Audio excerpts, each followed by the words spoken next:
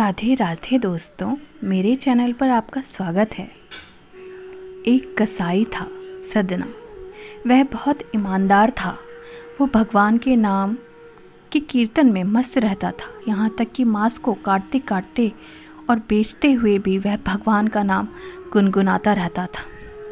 एक दिन वह अपनी ही धुन में कहीं जा रहा था कि उसके पैर से कोई पत्थर टकराया। वह रुक गया। उसने देखा एक काले रंग के गोल पत्थर से उसका पैर टकरा गया है। उसने वह पत्थर उठा लिया व जेब में रख लिया, यह सोचकर कि यह मांस तोलने के काम आएगा। वापस आकर उसने वह पत्थर मांस के वजन को तोलने के काम में लगाया। कुछ ही दिनों में उसने समझ लिया कि यह पत्थर कोई साधारण नहीं है। जितना वजन उसको तोलना होता, पत्थर उतने वजन का ही हो जाता था।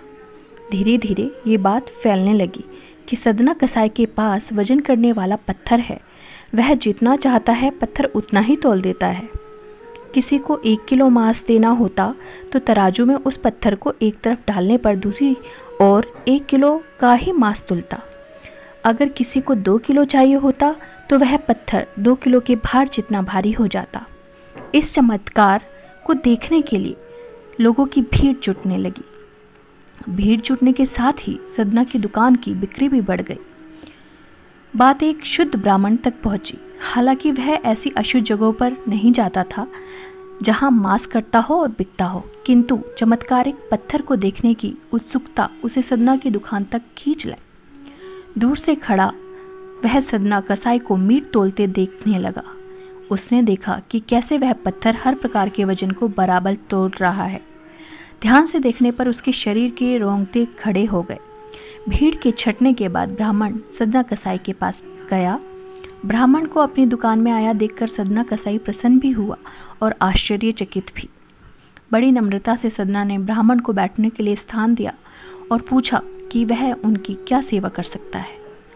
ब्राह्मण बोले, तुम्हारे इस चमत्कारिक पत्थर को देखने के लिए मैं तुम्हारी दुकान पर आया हूँ, या यूं कहें कि चमत्कारी पत्थर ही मुझे खींचकर तुम्हारी दुकान पर ले आया है।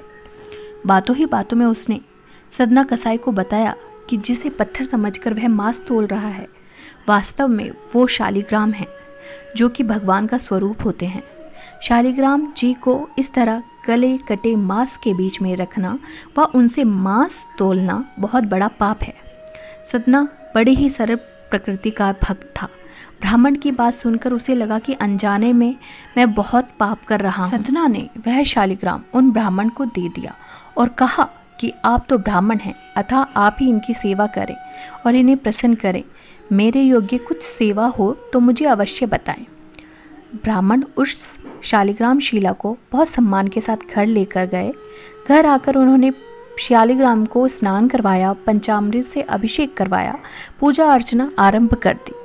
कुछ दिन बीते ही थे कि उन ब्राह्मण के स्वप्न में श्री शालिग्राम जी आए और कहा, हे ब्राह्मण, मैं तुम्हारी सेवाओं से प्रसन्न हूँ, किंतु तुम मुझे उसी कसाई के पास छोड़ाओ।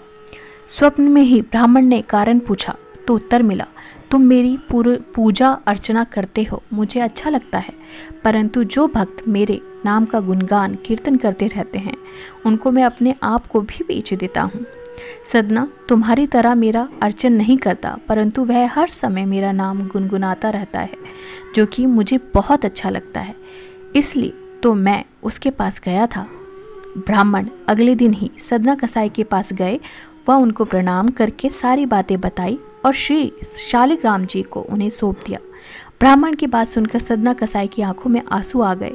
मन ही मन उन्होंने मांस बेचने खरीदने के कार्य को छोड़ दिया और निश्चय किया कि यदि मेरे ठाकुर को कीर्तन पसंद है तो मैं अधिक से अधिक समय कीर्तन ही करूँगा। राधे राधे।